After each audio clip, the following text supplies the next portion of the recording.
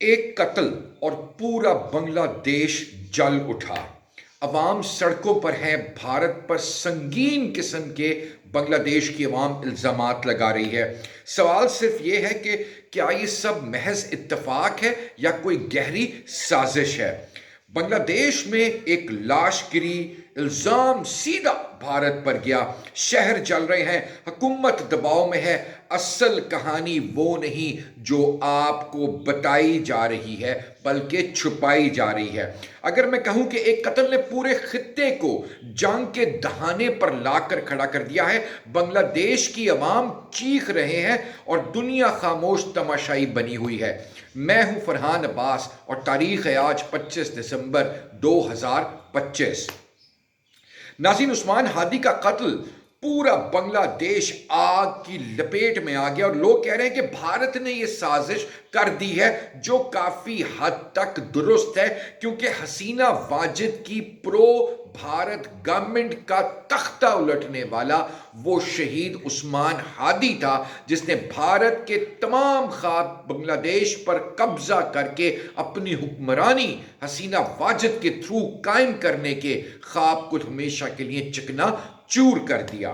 کیونکہ اب حسینہ واجد کا وہ دور ختم ہو گیا تو بھارت کا انفلوئنس بنگلہ دیش پر ختم ہو چکا ہے۔ اب پاکستان اور چین بنگلہ دیش کے ساتھ صف اول کے کردار میں کھڑے ہوئے ہیں اور بھارت کی کشیدگی بنگلہ دیش کے ساتھ اس حد تک پہنچ چکی ہے جہاں سفارتی تعلقات پہ سفیران کی آپس میں طلبی اور ویزا کی سخت شرائط تک عائد ہو چکی ہیں، اور اب بھارت کا سب کچھ بنگلہ دیش میں انویسٹمنٹ خطرے پہ ہے۔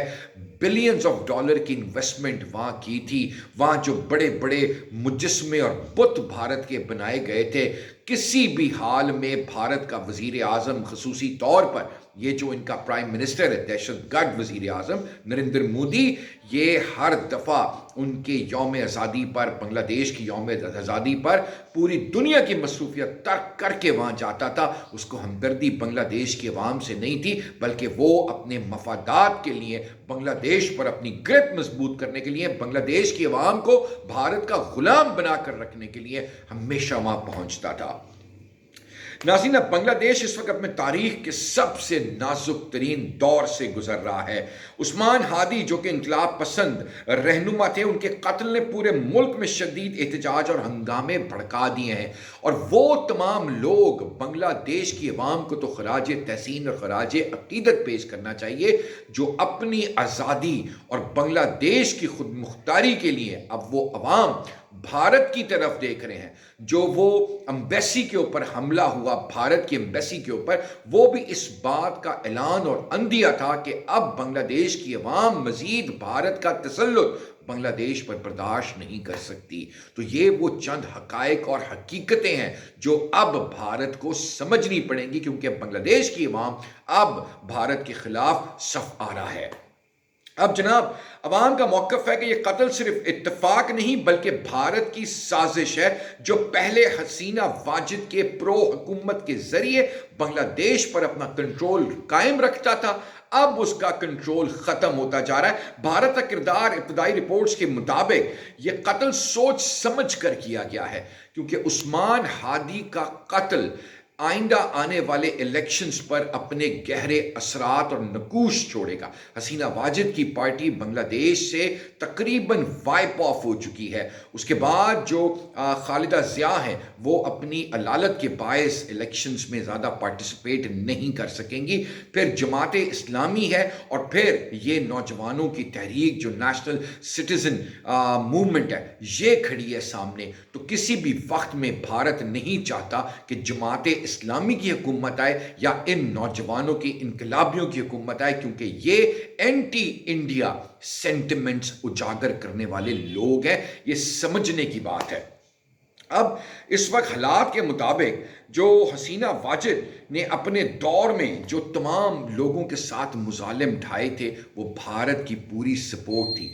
اب چائنا اور پاکستان بنگلہ دیش کے ساتھ کھڑا ہو گیا ہے، دفاعی معاہدے ہیں، اور آج بنگلہ دیش کی जो भारतीय मीडिया है उसमें बहुत ज़्यादा चहमगोइयाँ की जा रही हैं, इस किस्म की मिस इन्फॉर्मेशन फैलाई जा रही है कि पाकिस्तान अपने न्यूक्लियर हथियार बांग्लादेश में इंस्टॉल करने जा रहा है। तो ये भारत के लिए तो अपने लिए ये खबर शर्मिंदगी की बायस है, क्योंकि अगर पाकिस्तान ने इतना कंट्रोल बांग्लादेश के साथ अपने ताल्लुकात को इतना मुस्तहकम कर लिया है कि वो बांग्लादेश की हिफाजत के लिए अपने न्यूक्लियर वेपन्स वहाँ तक लेके जा रहा है, तो फिर इससे बड़ी शिकस्त भारत के लिए और कोई नहीं हो सकती। पाकिस्तान के हाथों भारत को पै दर पै शिकस्त मिलती चली जा रही है। इन्होंने हमारे लिए महाज खोला था, कहाँ का? अफगानिस्तान का। ये हमें अफगानिस्तान के बॉर्डर पर मसरूफ़ रखना चाहते थे, और ये हमें अपने बॉर्डर पर, यानी कि मशरक़ी और मगरबी दोनों बॉर्डर्स पर ये हमें मसरूफ़ रखना चाहते थे। लेकिन कुदरत का करना देखें कि आप आखिर सच की जीत होती है कि आज भारत खुद उन तमाम मसाइल में अपने आप को खुद फंसा कर बैठ गया। नहीं मानेंगे भारतीय व्यूअर्स, नहीं मानेंगी भारत की अवाम, लेकिन नरेंद्र मोदी आपको तबाही और बर्बादी के उस थाने पे ले आया जहां भारत का मुस्तकबिल बहुत खतरनाक है। और भारत की तकसीम 18 टुकड़े, आप किसी वक्त में लिख लें कि 18 टुकड़े भारत के आप और हम इंशाअल्लाह ताला अपनी ज़िंदगी में देखेंगे। तो अब सड़कों पर लोग शदीद गुस्से के साथ एहतजाज कर रहे हैं और भारत को ललकार रहे हैं, भारत के बॉर्डर की तरफ जा रहे हैं। कल एक और खबर जो सामने आई थी कि बांग्लादेश की अवाम ने धुंध का फ़ायदा उठाते हुए बॉर्डर सिक्योरिटी फोर्स के एक अहलकार को अगवा करके अपनी तरफ ले गए। तो ये हालात इस वक्त बने हुए हैं जिस पे भारतीय मीडिया ही रिपोर्ट कर रहा है, ये हम नहीं कर रहे। अवाम महसूस करते हैं कि इनकलाब पसंद रहनुमाओं का कत्ल भारत के मंसूबे का हिस्सा है ताकि नई सियासी कुव्वतों को दबाया जा सके। इस बुरान के दौरान पाकिस्तान और चीन ने खुलकर बांग्लादेश का साथ दिया, डिप्लोमेटिक मिलिट्री सपोर्ट का भी ऐलान कर दिया कि बांग्लादेश की खुद मुख्तारी पर कोई आंच नहीं आने देंगे। पाकिस्तान ने अवामी और सियासी हमायत की यकीन दहानी कराई। चीन ने कहा है कि इस्तेकाम और शफाफ तहकीकात ज़रूरी हैं। यह कदम भारत के लिए एक बहुत बड़ा धचका है, क्योंकि बांग्लादेश अब खुद मुख्तार मजबूत मौक़िफ़ इख्तियार कर रहा है, क्योंकि अब वहाँ पर प्रो भारतीय गवर्नमेंट नहीं है, न्यूट्रल गवर्नमेंट है जो बांग्लादेश की खुद मुख्तारी के लिए बेहतरीन फैसले कर सकती है। तो ये वो हालात हैं जो इस वक्त बांग्लादेश और भारत के माबैन कशीदगी हद से बढ़ चुकी है। बल्कि अगर आप इसको ये कहें कि किसी भी वक्त में अब बांग्लादेश की अवाम आपस में मुत्तहद हो चुकी है भारत के मुद्दे के ऊपर कि now absolutely no to India. अब वो भारत के किसी झांसे में नहीं आएंगे। भारत जो बांग्लादेश को अपनी स्टेट बनाने के ख्वाब देख रहा था और जिस तरीके से बांग्लादेश को कंट्रोल करने के देख रहा था, तो बांग्लादेश की अवाम ने मुत्तहद होकर अपने मुल्क की सालमियत खुद मुख्तारी के लिए उन्होंने खुद आगे बढ़कर ये ऐलान कर दिया कि भारत के ख्वाब चकनाचूर करना हर बांग्लादेश की अवाम को लाजिम और मजलूम हो गया है। अब तक के वीलॉग के लिए इतना ही। अगले वीलॉग तक के लिए इजाज़त। पाकिस्तान जिंदाबाद, पाकिस्तान पाइंदाबाद, पाक फौज जिंदाबाद, पाक फौज पाइंदाबाद।